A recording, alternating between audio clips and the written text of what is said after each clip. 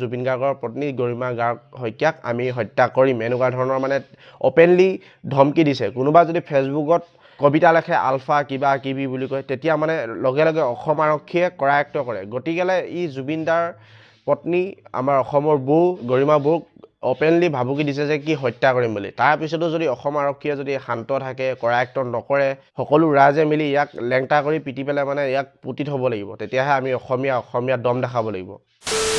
নমস্কাৰ বন্ধুসকল, আজি অন্য এটা ভিডিঅ'লৈ আপোনালোকক স্বাগতম জনালোঁ। আৰু আপোনালোকে থাম্বনেইল আৰু টাইটেলটো দেখি গম পাই গৈছে আজি ভিডিঅ'টো কি টপিকৰ ওপৰত বনাই আছোঁ। মানে যোৱাকালিৰ পৰা এটা খুব ভাইৰেল পোষ্ট এটা ফেচবুকত পাই আছোঁ। যোৱাকালি ৰাতিয়ে মই সেই পোষ্টটোৰ ওপৰত কথা ক'ম, বিশেষভাৱে ভিডিঅ' বনাম বুলি ভাবি আছিলোঁ, কিন্তু ৰাতি হোৱাৰ কাৰণে নবনালোঁ। মানে সেই পোষ্টটো দেখি পেলাই বহুত বেছি মানে খং উঠিছে। কাৰণ বাসুদেৱ কলিতা এইজন কোন হয়, ক'ৰ হয়, তেখেতক মই চিনি নাপাওঁ আৰু তেখেতক বহুতে চিনি নাপায়। কিন্তু মানে এই ফেচবুক একাউণ্টটোত এটা পোষ্ট দেখিলোঁ বাসুদেৱ কলিতাৰ নামৰ। পোষ্টটোত কৈছে কি ঐ কংগ্ৰেছৰ দালাল কিবা কিবি মানে কৈছে আৰু বাকীখিনি আমুক তামুক। তাৰপিছত কৈছে কি বিশেষভাৱে তাত এটা মানে চকুত লাগিবলগীয়া বাক্য কৈছে, গৰিমা গাৰ্গক আমি নাইকিয়া কৰি দিম এই পৃথিৱীৰ পৰা, ভিক্টৰ দাসক, ৰবি শৰ্মা, যতীন বৰাক, তাৰপিছত আমাৰ বিজেপিৰ শান্তি, বিজেপি জিন্দাবাদ, মামা জিন্দাবাদ, এনেকুৱা ধৰণৰ পোষ্ট এটা কৰিছে। আৰু তাত প্ৰথমত লিখিছে কি জুবিন গাৰ্গ কোন হয় আমি চিনি নাপাওঁ বুলি কৈছে।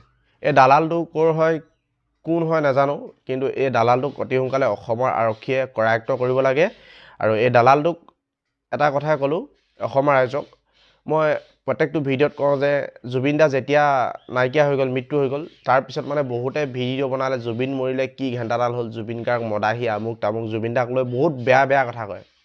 তাৰপিছত নেক্সট ভিডিঅ'টো আহিব কান্দি কান্দি বনাব, এনেকুৱা কোৱাৰ কাৰণে মোৰ জুবিন দাক ভুল হৈ গ'ল, বহুত মই ভুল কাম কৰি পালোঁ আমুক তামুক, তেনেকৈ মানে জুবিন দাক সিহঁতে মানে কণ্টেণ্ট হিচাপে ল'লে। আৰু কণ্টেণ্ট হিচাপে লৈ পেলাই মানে জুবিন দাৰ নামত ভাইৰেল হ'ল, কিবা হ'ল। তাৰপিছত মানুহবিলাকে চাবলৈ ধৰিলে আৰু ভাইৰেল হৈ গ'লতো, জুবিন দাক বেয়াকৈ কৈ দিলে, আকৌ মাফ খুজিলে, সি এটা চেলিব্ৰিটি হৈ গ'ল। তাৰপিছত মাফ খুজিলে হৈ গ'ল নেকি বাৰু? এতিয়া সেইকাৰণে মানে দিনক দিনে এই বস্তুটো ছ'চিয়েল মিডিয়াত বাঢ়িবলৈ ধৰিছে। মই এইটো মানে লক্ষ্য কৰোঁ আৰু মই প্ৰত্যেকটো ভিডিঅ'ত এইটো কথাই কওঁ যে ছ'চিয়েল মিডিয়াত এইবিলাক মানে কৰি থকা কিছুমান মানুহে সাহস পাইছে, ইজনক দেখি সিজনে সাহস পাইছে। আৰু সেইটো কাৰণে এনেকুৱা মানুহক উচিত মানে শিক্ষা দিব লাগে, একদম লেংটা কৰি পেলাই মানে ৰাস্তাত পিটিব লাগে। এই বাসুদেৱ কলিতাক লেংটা কৰি পিটিব লাগিব, অসমৰ ৰাইজে দেখিব পাব লাগিব। তাৰ ঘৰৰ ওচৰত যোন মানুহ আছে যদি চিনি পায় তাক ধৰি আনি আঁঠু কঢ়াই লেংটা কৰি পিটিব লাগিব, যাতে দ্বিতীয়বাৰ কোনোবাই যাতে এনেকৈ ভিডিঅ' বা এনেকুৱাকৈ কোনোবাই পোষ্ট কৰি পেলাই ফেচবুকত দিবলৈ সাহস নহয়। আৰু গৰিমা গাৰ্গক মাৰিম বুলি একদম মানে হত্যাৰ ভাবুকি দিছে মানে জুবিন গাৰ্গৰ পত্নী গৰিমা গাৰ্গ শইকীয়াক আমি হত্যা কৰিম এনেকুৱা ধৰণৰ মানে অপেনলি ধমকি দিছে। কোনোবা যদি ফেচবুকত কবিতা লেখে আলফা কিবা কিবি বুলি কয় তেতিয়া মানে লগে লগে অসম আৰক্ষীয়ে কৰায়ত্ব কৰে। গতিকেলৈ ই জুবিন দাৰ পত্নী আমাৰ অসমৰ বৌ গৰিমা বৌক অপেনলি ভাবুকি দিছে যে কি হত্যা কৰিম বুলি। তাৰপিছতো যদি অসম আৰক্ষীয়ে যদি শান্ত থাকে, কৰায়ত্ব নকৰে, আৰু চৰকাৰে যদি কোনো পদক্ষেপ গ্ৰহণ নকৰে, তেন্তে আমি সকলো ৰাইজে মিলি ইয়াক লেংটা কৰি পিটি পেলাই মানে ইয়াক পুতি থ'ব লাগিব, তেতিয়াহে আমি অসমীয়া দম দেখাব লাগিব।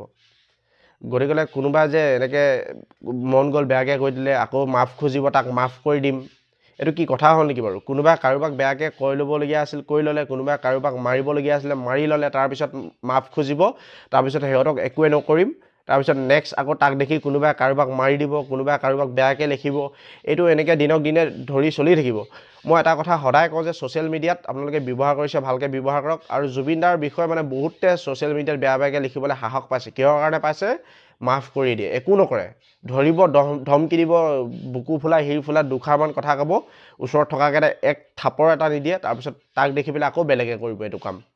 গতিকে কি জুবিন দা আপোনালোকৰ কাৰণে কি কণ্টেণ্ট হৈ গ'ল নেকি? জুবিন দা আপোনালোকৰ কাৰণে কি কিবা বস্তু হৈ গ'ল নেকি যি মন যায় যে তাকে ক'ব?